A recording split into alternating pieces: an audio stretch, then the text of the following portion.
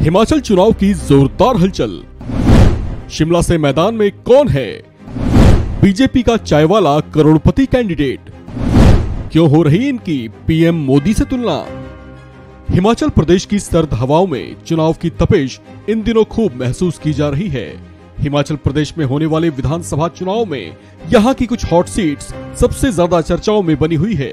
इन्हीं में से एक है शिमला अर्बन सीट, जहां से बीजेपी ने एक ऐसे शख्स को मुकाबले में उतारा है जो खूब चर्चाओं में छाया हुआ है। नाम है इनका संजय सूद, जो पेशे से एक चाय वाले हैं।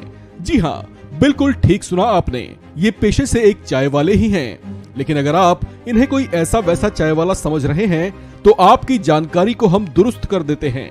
शिमला अर्बन सीट से बीजेपी की टिकट से चुनावी मुकाबले में ताल ठोक रहे संजय सूद दरअसल चाय वाले तो हैं, लेकिन इनके पास करोड़ों रुपए की संपत्तियां हैं और इनके जलवे ऐसे हैं कि बीजेपी ने शिमला अर्बन सीट से ही विधायक और राज्य में मंत्री रहे सुरेश भारद्वाज की जगह इनको मैदान में उतारा है। चुनावी मुकाबले में इनके उतरने से चुनाव थोड़ा रोमांचक हो गया है, क्योंकि इन दिनों ये चाय वाला कैंडिडेट के नाम से खूब फेमस हो रहे हैं। इतना ही नहीं, 2014 के आम चुनाव में उतरे नरेंद्र मोदी की चाय वाला की छवि से इनकी तुलना भी की जा रही है।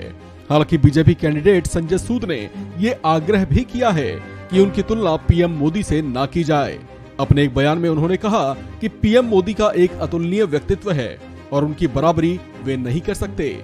एक छोटे से टी स्टॉल का मालिक होने की वजह से यहाँ पर संजय सूद को लोग आम तौर पर चाय वाला ही कहकर बुलाते हैं, लेकिन वह करोड़ों की संपत्ति के मालिक हैं। संजय सूद के चुनावी हलफनामे के मुताबिक संजय सूद और उनकी पत्नी के पास कुल 2 करोड़ 70 लाख रुपए की संपत्ति है। इनके पास 1 करोड़ 45 लाख रुपए की अचल संपत्ति है, जबकि वे 54 लाख रुपए की चल संपत्ति के मालिक भी हैं।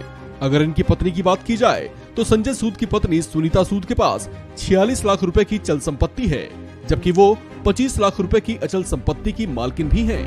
अपनी संपत्ति के बारे में उन्होंने बताया कि उन्होंने समय के साथ काफी कुछ बचत की है। उन्होंने कहा कि जब प्रॉपर्टी उन्होंने खरीदी थी तब उसकी कीमत ज्यादा नहीं थी। इसके अलावा वे हर रोज पोस्टल सेविंग में 100 रुपए जमा किया करते थे। संजय सूद ने जिस सीट से पर्चा दाखिल किया है उसी सीट पर बीजेपी मंत्री सुरेश भारद्वाज पिछले 4 बार से चुनाव लड़ चुके हैं। कसुम्पटी से टिकट मिलने के बाद सूद ने कहा कि वे इस बात से बेहद खुश हैं कि बीजेपी ने उन्हें शिमला अर्बन जैसी हॉट सीट से चुनाव लड़ने के लिए उम्मीदवार बनाया। उन्होंने इसे एक बड़े सम्मान जैसा बताया।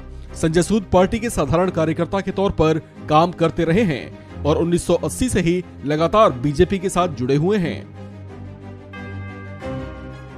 इस खबर में फिलहाल इतना ही। बाकी अपडेट्स के लिए बने रहिए वन इंडिया हिंदी के साथ।